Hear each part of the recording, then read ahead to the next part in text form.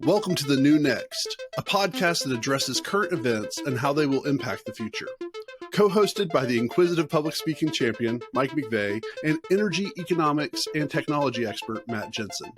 Join us as we explore all things energy, economic, tech, and political, and how they will affect our future. Well, I think in our most recent episode, we talked a little bit about small modular reactors and how they, how it seems like we're taking too long to get them installed. But there's another thing regarding nuclear power plants with Russia and the floating nuclear power plant. And I think you tipped on this a little bit in the previous episode, but Matt, could you talk a little bit more about Russia's next floating nuclear power plant? Yeah, so Russia has one of these floating nuclear power plants right now, and they are building 4 of them. Mm-hmm. And they're basically nuclear power plants on a ship that they bring over to certain places where they need massive power. So I believe that these are going to be powered a huge mining development in the Arctic area of Russia. And they're, hundreds of feet long, 100 feet wide. They're huge ships, and they basically have nuclear water reactors on it, and they, can just drive them around, dock them up, and then plug them out. So it's pretty cool. It's pretty cool technology, but specifically for a country like Russia that is such a large country, but also has so much of these, I would say,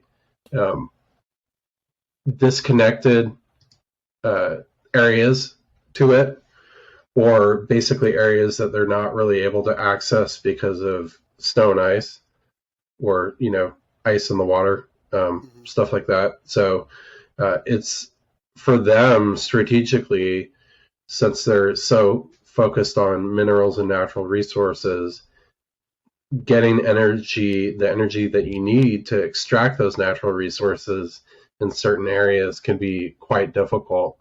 So it's pretty interesting, and I think it's kind of it's an interesting development to keep an eye on as we watch into the future, how stuff like this develops in terms of maybe isolated mining sites all over the world, kind of more of, I would say, more from a corporate commercial sense. Mm-hmm. How these might be able to be rented or used by a company like Shell or Vale or something like that. So I think it's really interesting technology. And it's, yeah. There's 2 things that come to mind, and not that this article talks about it, but the first one that everybody always is going to ask with nuclear anything is the safety. We've talked before about the safety of nuclear power when you have like 3 Mile Island or something where everything can be self-contained. But if it's on a boat, would that energy still be safe if like somebody sunk the ship or something? Well, we've been using nuclear subs for quite a long time. So it's a well-known, well-established technology, already using it in the naval aspect. And you're just kind of, I would say, kind of flipping the switch in a way, using a typical generation technology that's usually used to propel a submarine and boats like that, and using it, basically scaling it up and then using it to power onshore stuff. So I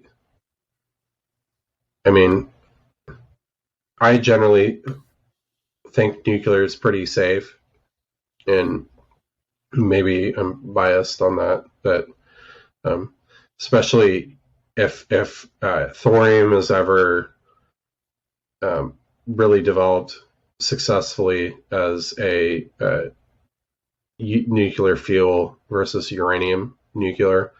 That has self-balancing mechanisms in it, where Okay. it's a different compound where it doesn't have some of the issues that uranium does. But that's a whole tangent. So, and then the other thing I saw, which it was just barely mentioned in the article, but where they're having the ceremony of this Russia nuclear floating power plant is at China.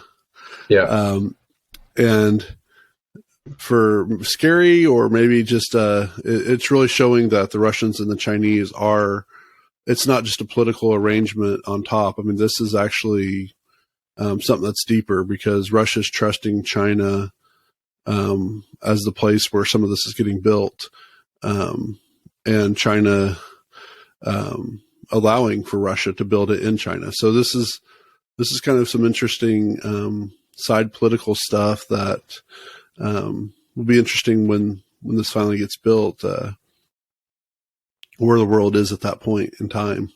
yeah. The whole Russia China thing is really interesting.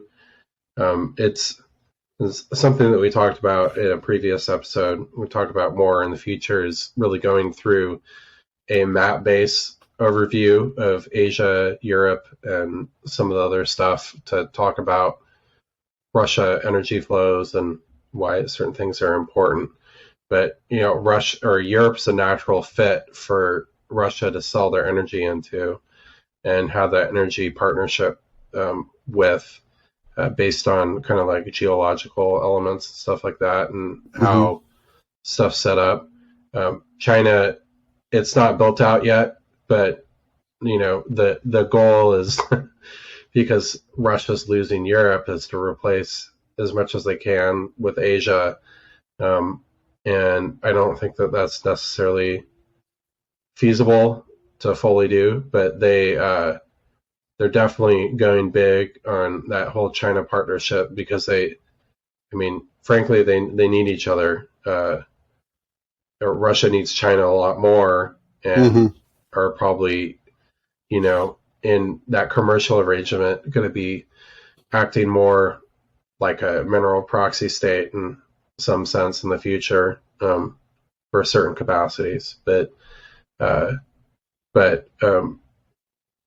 China really needs that minerals. They have a lot of minerals, but they need the oil and gas and some of the specialty minerals that they don't have in large capacities to fund their growth and kind of their overseas economic ambitions. All right, I'm going to skip down. If you would like to learn more about the New Next podcast, find us at thenewnextpodcast.com, where you can suggest a topic you would like for us to cover. If you enjoyed what you heard, share the podcast, tell a friend about it, or rate us with 5 stars.